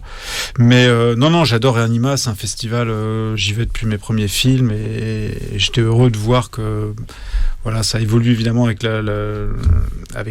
l'époque, mais malgré tout, c'est la même ambiance, et on croise les gens, on croise tout le monde au même endroit, au restaurant, on peut côtoyer vraiment tout le monde assez simplement. Donc ça m'a fait du bien aussi, parce que on sort d'une période aussi où les festivals, il n'y en avait plus trop. Et d'un coup, ils étaient tous en ligne, et ça, je supporte plus. Enfin, moi, j'arrive plus à voir des choses en ligne comme ça. Je deviens vraiment très feignant. Et là, voilà, j'espère quelque chose qui va. Enfin, il paraît que ça reprend. Là. Voilà, on va dire que maintenant c'est fini et que on va retrouver un peu le goût de croiser des gens, de discuter. C'est quand même autre chose que sur un Zoom, quoi. On va essayer d'y croire. Voilà. Merci beaucoup Jérémy. Merci. Antoine, on va laisser partir, mais avant que on va le faire pendant la pause. Antoine, je vais partir pendant la pause, vous m'entendrez pas partir. Voilà, on va le faire plus tranquillement, mais tu peux dire, je sais pas, on a tout dit, non? Tu voulais dire autre chose, un petit bonjour à quelqu'un? Je suis ravi d'être là. Bonjour. Non, j'ai pas pensé à ma petite dédicace. En tout cas, merci. On est vraiment ravis que tu sois venu, tu nous donner tout ce temps-là. Je sais qu'en ce moment, tu en as besoin. Et donc, merci beaucoup à toi. Et on va faire une petite pause musicale avant de parler d'anima et de voir les tontons flingueurs, Nicolatis, nous parler du cartoon movie et nous parler de 3 projets qu'il a détestés, mais quand même de projets qu'il a bien aimés, dont peut-être Darling de Kate Forzani, qui font l'inverse que toi, qui passe de la prise de vue continue à l'animation. Et c'est Antoine qui nous propose là un petit 5 minutes de repos. Et on va écouter un morceau d'un bassiste jazz, qui navigue entre le jazz et la fusion, qui s'appelle Étienne Mbappé, avec son trio Nec Plus. que j'ai eu la chance de découvrir sur la scène de l'anniversaire du Sunset Sunside. Et voilà, j'avais envie de vous partager un morceau qui est assez solaire, comme ce bassiste, que je vous conseille vraiment si vous avez l'occasion de le découvrir en live, parce que ça décuple l'énergie. Il y en a déjà beaucoup sur album, mais ça décuple l'énergie dans une salle. Donc Nicolas, on va écouter No Woman No Smile. En effet, j'ai regardé, Antoine m'avait envoyé, il y a une version live et vous avez même tout un live complet d'1h20 de lui sur internet. Pascal, tu veux dire ce que tu disais, la méchanceté que tu disais sur hors antenne? Je sais pas, j'ai oublié. En plus, on l'a déjà dit, c'est plusieurs fois. Enfin, des méchancetés sur Zabou, on en a souvent dit. Hop, pardon.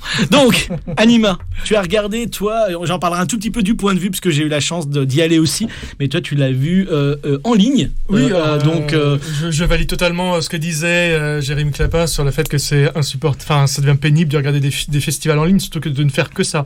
Moi, l'idée de compléter un festival en présentiel avec en ligne pour rattraper des choses, oui, mais faire que ça, moi, j'ai fait ça pendant 2 semaines, c'est un peu épuisant. Et c'est un peu épuisant, mais il y a quand même quelques films que tu as retenus donc en ligne et que tu as bien aimé. Oui, heureusement. Alors déjà, la partie que j'ai préféré visionner, c'est la partie de la nuit animée, parce qu'il y avait un côté ludique, divertissant, oui, un peu futile, mais pas de manière dénigrante, c'est pas de bons sentiments, enfin un truc, des choses juste pour dire la nuit animée, juste très rapidement, c'est une nuit donc pendant Anima où il y a tout un les gens s'habillent de manière un peu excentrique, enfin comme ils ont envie, un peu délirante comme ça, et c'est toute une nuit plutôt de choses politiquement non correctes, mais quand même un petit peu qui part dans équivalent un petit what the fuck.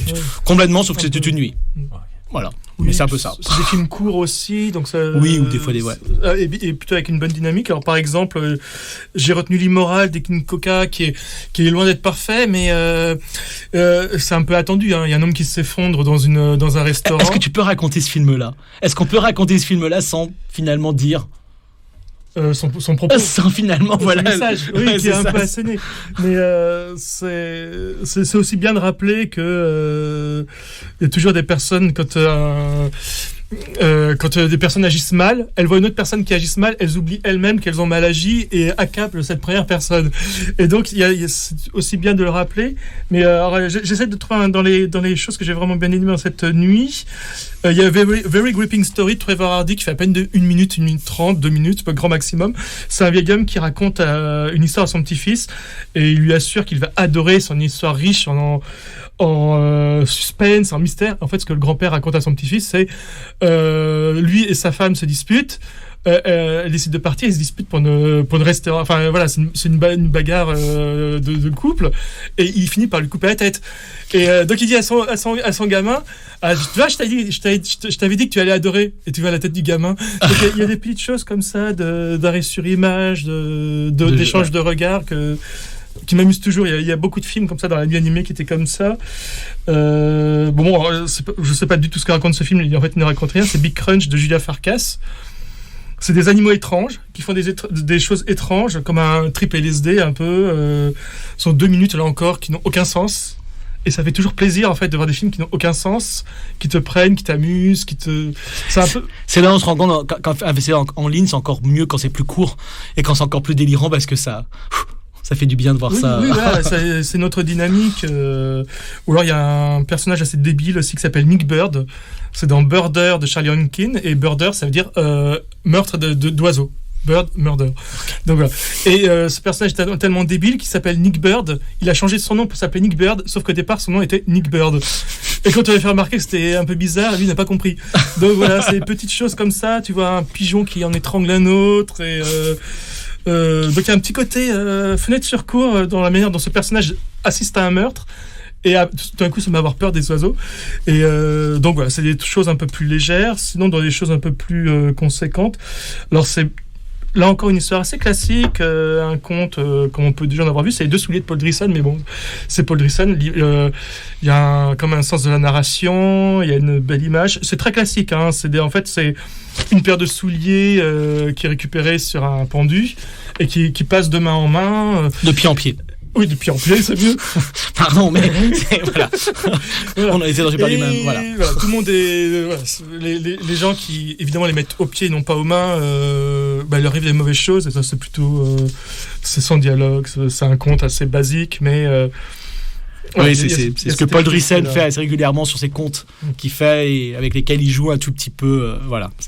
Et dans l'idée de graphisme aussi, il y a c'est plutôt dans le registre, dans les programmes étudiants, il y avait Au revoir Jérôme, qui avec la voix de Jérémy Alcaïm à nouveau, qui c'est pas son premier film d'animation, Jeune fille sans nom. Et là j'aime beaucoup le graphisme, qui est quelque part entre Marcel Yankovic et Yellow Submarine, donc dans les jambes des personnages, la manière de bouger. Après l'histoire en elle-même est très classique, hein, c'est genre Orphée qui essaie de retrouver sa promise, sauf que en fait elle s'en fout et elle dit mais casse-toi. Donc voilà. Non mais pourquoi t'es venu? J'étais bien. Maintenant que je suis morte, je me sens toi. Enfin, c'est. Voilà, ok, donc c'est. Voilà, c'est quelques films. Quelques films, il y en a d'autres aussi. Je suis pu aller sur les documentaires animés, mais des choses parfois très fortes. Mais avec le truc assez classique de témoignages mis en animation. Et qu'on voit beaucoup en ce moment. C'est très inégal parce que des fois, par exemple, il y en a un qui s'appelle Girls About Football. Le thème est intéressant, c'est comment elles se font traiter de garçons manqués, comment on leur dit que c'est un sport d'homme. Ce que j'ignorais, c'est que jusqu'en 79, les femmes étaient légalement interdites d'en jouer au Brésil. C'était illégal. On souligne que le Covid a accentué les injustices salariales dans le monde du football pour les joueuses de foot. Mais le film ne dure que 7 minutes. Là, c'est un problème parce que c'est à la limite, tu en fais un long métrage documentaire où tu développes. Bon, après, là, c'est vrai que c'est un film d'étudiante. Voilà. Enfin, c'est un film d'études, donc c'est vrai que c'est plus difficile évidemment de faire là d'un seul coup un format plus long. Mais du coup, par rapport à ça. Mais c'est frustrant en effet. Il y a aussi une demi-douzaine de témoignages. Comme beaucoup de documentaires animés, qui posent un problème. On verra le Heimleit de Sawako Kabuki, qui je trouve aussi d'un seul coup choisit pas forcément très très bien forcément les témoignages. Donc on en reparlera un petit peu de ça. Moi j'avais deux coups de cœur que je voulais vous donner de cet animage. J'en ai pas vu beaucoup, j'ai pas eu le temps d'en voir beaucoup, à part le plaisir en effet, comme on l'a dit, pour celles et ceux qui ont été à un moment donné de rentrer au Flagey, qui est cet endroit d'Anima. Il y a une odeur de gaufre, de crêpes qui est tellement agréable, et la bière pas chère, ça c'est pas mal aussi pour un festival. Mais c'est vraiment, et puis j'aime bien ces festivals où on peut improviser des choses et on n'est pas trop dans un cadre fini. Donc Anima est un vrai bonheur. On remercie vraiment à chaque fois les deux directrices maintenant qui ont remplacé Philippe Moins, qui a eu un prix d'ailleurs d'honneur pendant ce festival. Voilà, donc deux gros coups de cœur pour moi. Un que vous aurez la chance de voir dans la collection, dans la compétition jeunesse, s'il y en a qui vont à Annecy, qui s'appelle Luce and the Rock de Brit Race, et qui est juste tout mignon et tout carré, vraiment. Alors au début, moi j'ai l'impression que ça les m'agaçait un peu. C'est une espèce de petit bonhomme comme ça qui rigole un peu, qui parle un peu, qui fait des petites onomatopées. Puis il y a un rocher, et en fait on se laisse piégé par la mignonnerie du film, et au bout de 2 minutes on fait juste j'en veux à la maison. Je veux la même peluche, enfin voilà, c'est trop mignon.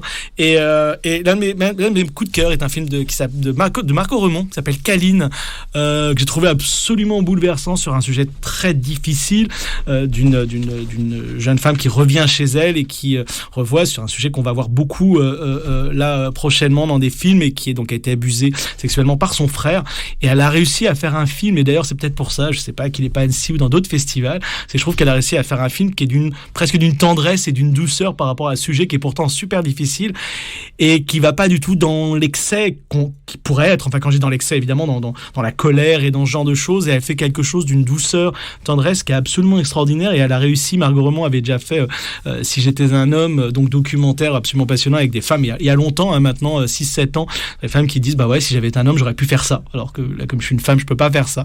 Avant toute une nouvelle, voilà, enfin c'est assez passionnant. C'est une réalisatrice qui est vraiment intéressante, qui tente plein de choses, et là Caline est un vrai je comprends pas qu'il soit pas, alors on comprend pas toujours la même chose, c'est toujours facile de dire on comprend pas tel film soit pas dans telle sélection, on sait que c'est compliqué. C'est vrai que c'est dommage parce que c'est un film qui alors voilà, est peut-être un film aussi de réconciliation, même si le film, voilà, et donc c'est un très beau film pour ça. Oui, je suis d'accord, je l'ai vu aussi, et je le trouve vraiment beau sur la relation entre cette femme et son père aussi. Oui, en plus, tout à fait. Il y a un côté attendu dans le film, on peut dire qu'il y a un côté attendu dans le film, le fait qu'il s'excuse par exemple, qu'il va vers elle, qu'il lui parle, qu'il dit j'ai raté un truc, aussi comment le couple des parents se sépare, c'est juste une scène, et là on comprend qu'ils se jouent un truc entre eux. Et la révélation de ce que tu parles, donc l'inceste, arrivait un peu plus tard, mais on trouve étrange que le frère ne soit pas là, alors que dès le début, on évoque que qu'il y a un lien fort entre les deux. Et donc oui, c'est délicat. C'est exactement ce que tu dis. Il y a plein de plans qui sont attendus et qui sont qui des fois ne devraient pas marcher. Je vais pas vous dire, mais il y a des plans qui ne devraient pas marcher entre guillemets et qui pourtant marchent très très bien dans cette histoire. Donc voilà. Et ça vient aussi du fait que les acteurs jouent bien. Vraiment, je parle pas seulement de la voix, mais aussi de la mise en scène, du dessin, de l'animation. On fait jouer le visage, les mouvements du corps, et là, c'est de la mise en scène aussi. Complètement, on est complètement d'accord. Donc voilà, Caline de Margot Remont. Allez, on va écouter peut-être pas les 3 minutes, parce qu'on va laisser quand même Nicolas nous parler du cartoon movie, mais c'est lui qui a proposé ça. On va écouter, et peut-être que tu présenteras après, c'est peut-être plus rigolo d'entendre. Peut-être pas les 3 minutes, c'est un peu embêtant parce que la fin est bien, mais qu'est-ce que t'en penses? On va peut-être écouter 1 minute 32 minutes. Dike Reiko, d'un morceau qui s'appelle Don Scat. Vas-y Nicolas, on te laisse. Alors, ce que vous avez entendu, c'était Ike Reiko, qui est donc une actrice japonaise qui a aussi chanté dans les années 70 et qui était spécialisée dans 2 genres, notamment les polars, et elle a joué dans les combats sans code d'honneur de Kinji Fukasaku, mais aussi dans les Pinku Eiga, c'était donc les films roses et films érotiques japonais de l'époque. Et elle a fait un album qui a été repris justement dans le teaser de l'un des grands projets de ce cartoon movie. C'est aussi pour ça évidemment que je vous ai passé cette chanson, qui est le prochain film de Kate et Forzani. Kate et Forzani qui sont surtout connus pour justement leur Giallo. Donc ce sont 2 réalisateurs belges qui ont fait un peu d'animation, des courts-métrages d'animation, et qui sont venus à la prise de vue réelle en faisant essentiellement des films de genre. Là, ils l'ont rappelé au cartoon movie, qui était très apprécié, notamment de personnalités comme Tarantino et compagnie, justement, ce qui est pas très surprenant quand on les voit, et qui avait fait Amer, L'étrange couleur des larmes de ton corps, Laissez bronzer les cadavres, dans lesquels d'ailleurs le générique avait été fait par j'ai oublié son nom, l'un des grands animateurs qui joue avec le feu au Québec, et des gravures sur pellicule. Quand on pense, c'est pas très grave. J'ai un trou de mémoire. C'est pas grave. À part Steven Ocean, moi tu sais. Donc là, leur film s'appelle Darling et c'est un revenge movie, donc en animation. C'est leur premier long métrage animé, et c'est vraiment sur une peintre qui se fait attaquer et violer en rentrant chez elle, toujours dans ces espèces de grands immeubles de style art déco dont ils sont familiers justement, et qui va se venger pour se réapproprier son corps et son âme. Et il va y avoir des espèces de délires et des dédales psychologiques, labyrinthiques dans ces grands bâtiments qui rappellent vraiment justement l'étrange couleur des larmes de ton corps. Et il citait évidemment beaucoup l'idée de faire de l'animation adulte avec des grands noms comme Satoshi Kon, etc. Je suis pas tout à fait sûr que ça se ressemblera à du Satoshi Kon quand on voit le trailer, mais ça ressemblera vraiment à leur style, et il y a un côté très animation japonaise qui peut être intéressant. Moi, je pensais davantage, par exemple, à la Belladone de la tristesse qu'à Satoshi Kon. Non. Parce que normalement c'est leur principal. Mais je pense que même pas entendu. Je pense qu'au cartoon, c'était peut-être un peu gênant. Ils se sont dit non. Et juste pour dire, c'est une adaptation d'un roman féministe québécois. Oui, de Harriet Demmler. Voilà, c'est ça, tout à fait. Et justement, avec quand même des grands animateurs qui sont déjà prévus sur le projet, comme Izu Troin, qui est habitué justement du cinéma d'horreur, ou d'un cinéma de genre justement en animation, et Fang Wei aussi, et Felicity Atmos, qui a travaillé pour Wes Anderson notamment. Voilà. Et seront juste, puisque c'est juste, ils seront en mai au Forum des Images pour en parler un tout petit peu plus. Pardon, Nicolas. Voilà, non, pas de problème. Et puis, mais donc le cartoon movie cette année a aussi été le grand retour d'un. On a vu des gens en vrai. Ça faisait du bien. Et vraiment, tous les gens avaient l'air vraiment contents d'être là, et surtout de pouvoir voir des projets qui avaient l'air vraiment, qui étaient passionnants pour ceux qu'on a pu voir. Parce que malheureusement, on en rate toujours, puisqu'il y a 2 projets en même temps qui sont présentés. Alors, j'ai pas trop reparlé des projets qui sont très attendus et qui sont déjà passés, notamment Mars Express de Jérémy Perrin, qui est très attendu, dont d'ailleurs ils n'avaient pas grand chose à dire. Ils ont déballé tout le matériel technique qu'ils ont utilisé sans dire autre chose de leur film, mais on l'attend normalement peut-être prêt pour l'année prochaine. Ou alors Unicorn Wars, dont on a pu voir le premier quart d'heure, donc d'Alberto Vasquez, qui donne vraiment très envie, avec les nounours versus les licornes. Et vraiment, je pense que ça peut être quelque chose de très réussi. On va plutôt parler justement, notamment par exemple de 3 autres projets. Et là, c'était cette année l'année de Sébastien Onomo. Sébastien Onomo, qui est le producteur notamment des films d'ici et aujourd'hui davantage de Special Touch, qui est son studio, et qui était venu avec 3 projets quand même. 3 projets qui étaient d'ailleurs particulièrement intéressants. Le premier qui est un film de Ronnie Autin qui s'appelle Sidi Kaba. Et Sidi Kaba, c'est justement une histoire qui est faite davantage pour un public enfantin et avec justement un enfant de 8 ans qui va rechercher son frère qui a été fait prisonnier par des marchands d'esclaves et qui va l'amener justement de l'Afrique jusque aux Antilles notamment. Et donc on a vraiment ce sujet qui est abordé ici de manière assez intéressante, frontale et justement avec aussi un regard enfantin. Moins enfantin et aussi passionnant, il était là pour présenter le prochain film d'Anka Damian, donc Starseed, qui a l'air totalement foisonnant et totalement fou aussi, un petit peu comme ses prochains films. On se demande toujours comment elle va réussir à les faire, mais elle les fait, on n'a aucun doute, donc ça devrait marcher.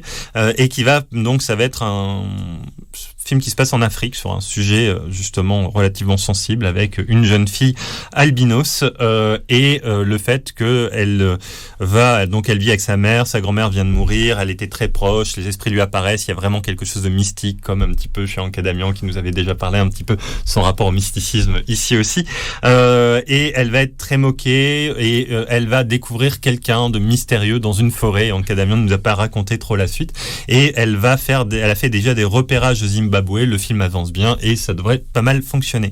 Et dernier film aussi qui a eu beaucoup de succès et que va coproduire Sébastien Onomo, c'est Melville. Donc Melville, qui est l'adaptation d'un roman graphique qui a été fait par Romain Renard, et elle va adapter, ils vont adapter le tome 3 de la bande dessinée. Melville, c'est une ville qui est totalement perdue dans un territoire qui est imaginaire, mais c'est vraiment une petite ville complètement perdue avec une énorme forêt autour, qui peuvent rappeler les villes américaines, mais en même temps des villes françaises. Et en fait, on est vraiment dans un monde qu'ils veulent construire un petit peu entre deux, avec quelque chose autour du secret, de l'enquête. C'est vraiment un thriller qui est lié au passé, où en fait le héros qui était dans cette ville quand il était jeune, donc pendant son adolescence, a vécu une tragédie pendant un été où il vivait ses premiers amours. En gros, son meilleur ami et sa copine sont morts dans un incendie. C'est toujours cru coupable de ça dans la forêt. Et il est parti, il n'est jamais plus revenu. Il doit revenir 35 ans après parce que pour régler des affaires familiales, il revient. Et là, il se trouve confronté évidemment au père de la fille, au père au frère justement du garçon qui est mort aussi. Et ils vont essayer de découvrir des choses qui sont complètement enfouies dans les secrets de la ville. Et voilà. Et les premières images donnent vraiment envie de voir le film. C'est vraiment un film de genre thriller psychologique assez mystérieux et vraiment passionnant. Un autre film encore qui est très attendu et qui la présentation était réussie, c'est le prochain film de Rukua Hata et Max Porter, donc voilà, qui font un long métrage après Negative Space, qui s'appelle Porcelain Birds, qui est coproduit ou qui est produit pour le moment, mais je crois qu'il cherche un coproducteur par Miu, et qui va raconter l'histoire. Alors c'est inspiré très lointainement de la vie, d'une expérience en tout cas de Rukua Hata, qui est japonaise et qui est allée 1 an parce qu'elle avait eu une bourse aux États-Unis. Et là, elle va raconter l'histoire d'une jeune fille de 17 ans qui arrive aux États-Unis comme ça, sans connaître du tout les États-Unis, qui est assez seule, etc., qui va finir par se faire quelques amis quand même, et qui va apprendre. Et donc là, on arrive dans quelque chose qui est totalement différent parce qu'on pourrait s'attendre à un petit film très mignon et très gentil. Et en fait, elle va apprendre que la personne qui fournissait la bourse, qui était un riche milliardaire américain qui habitait à côté du lycée dans lequel elle était, violait des enfants chez lui. Voilà. Et donc, il y a toute une histoire comme ça qui commence à arriver avec elle et un univers onirique aussi qui commence à s'embrancher. Qui ressemble un petit peu finalement à leur premier cours. Un petit peu. Où il arrive et puis c'est un serial killer. Enfin voilà, il y a pas mal de choses où on trouve donc un peu cet univers-là. Et puis, autre coup de cœur vraiment assez général du festival, du Cartoon Movie, qui n'est pas vraiment un festival, mais voilà, donc qui était vraiment très très bien, c'est le Fallen de Louis Clichy. Et Louis Clichy qui a été auteur justement des deux derniers Astérix. Et j'avoue ne pas être un énorme fan des deux Astérix, mais là le corset en français, Fallen le corset, était vraiment intéressant. Ça se passe dans un milieu rural dans les années 80, où en fait on est avec une famille de paysans plutôt archaïques face à l'agriculture qui commence à se moderniser, l'agriculture intensive, avec un enfant justement qui a la tête qui a tendance à tomber tout le temps dès qu'il fait quelque chose. Et donc, il doit mettre un corset pour être maintenu. Et on va suivre l'histoire de cet enfant. Et c'est un film qui est fait en animation traditionnelle, vraiment avec des dessins qui ont l'air d'être assez improvisés, très légers, très doux. Et vraiment, ça donne particulièrement envie. C'est un film là qui est vraiment destiné à un public là aussi très enfantin. Il était présenté à l'état encore de concept. Donc, on espère qu'il se fera parce que c'est toujours les films les plus compliqués par rapport à ça. On peut encore parler d'un autre film assez intéressant, en tout cas j'en attends pas mal, même si il était là en sneak preview. Ce qui est assez intéressant, c'est que c'est un film qui s'appelle donc Nayola. Nayola, c'est un film dont personne quasiment n'avait entendu parler. C'est un film portugais qui est une adaptation d'une pièce de théâtre de Miyakuto, qui est l'un des grands auteurs lusophones, mais qui habite au Mozambique de ces dernières années, même de la deuxième moitié du XXe siècle. Et en fait, Nayola avait été présenté, je me rappelle, une première fois au Cartoon Movie en 2015 ou 2016. Et ce film avait beaucoup marqué. C'est un film qui avait été présenté la même année que cet autre film sur la guerre d'Angola là, qui est déjà sorti.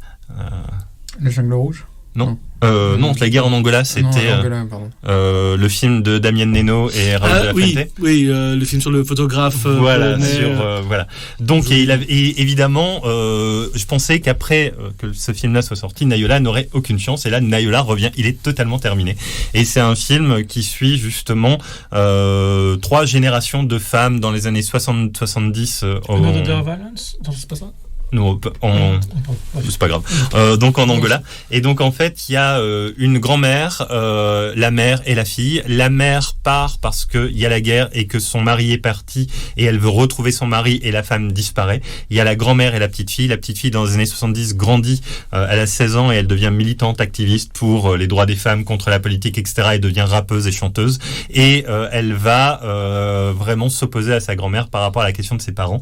Et tout ça vraiment dans un Angola en reconstruction et qui essaye de se reconstruire. On est vraiment dans un film politique très intéressant. Et alors graphiquement, je suis pas séduit par les quelques minutes, mais par contre thématiquement, je pense que ça peut être un très bon film. Réalisé par quelqu'un que je ne connaissais pas du tout, qui s'appelle José Miguel Ribeiro. Oui, José Miguel Ribeiro, qui est un très grand animateur. Ça m'étonne que tu connais pas. Qui fait notamment du volume. Qui avait fait un très beau cours de 20 minutes dans un train, etc. Et c'est un super. Je suis persuadé que tu le connais, mais t'as oublié d'avoir vu les films. Il a fait un voyage au Cap-Vert aussi. Et il avait fait un voyage au Cap-Vert, en effet. Beaucoup plus proche graphiquement de ce projet-là. Okay. Ça me revient. Et puis une toute dernière petite chose, c'était là aussi. Alors il y a beaucoup d'autres films, hein, par exemple Flo, le nouveau Zint, Gil Balodis, qu'on attend beaucoup. Et puis aussi le nouveau, par exemple, Ankama, Princesse Rainette. Il continue avec les princesses après Princesse d'Aragon, et ça a l'air toujours dans le même style, très joyeux, très joli, très mignon, et donc ça donne aussi envie d'être vu. Il y avait quand même vraiment pas mal de très très beaux projets cette année, et on a hâte quand même qu'ils soient réalisés. Merci beaucoup Nicolas pour ce grand retour sur le Cartoon Movie. Je voulais vous dire, parce que les 10 projets les plus, comme je le disais tout à l'heure, sont à mon avis des projets pour enfants. C'est encore toujours cette problématique. Il est quasiment 19h. Si l'autre émission est déjà là, Nicolas, on peut y aller. Sinon, on met juste un tout petit bout, mais on pourra couper normalement ce morceau que je voulais mettre, qui était juste pour nous dire, allez, on va y arriver, de Princesse Chelsea, qui était aussi proposé par Nicolas, et qui était Everything is going to be alright, hein, tout va être bien, on y croit un peu, mais si le générique de l'autre émission est prêt. Enfin voilà Nicolas, je te laisse faire. Merci beaucoup à tout le monde, à Jérémy Clapin d'être venu, merci à toi Nicolas, et on se retrouve dans un mois.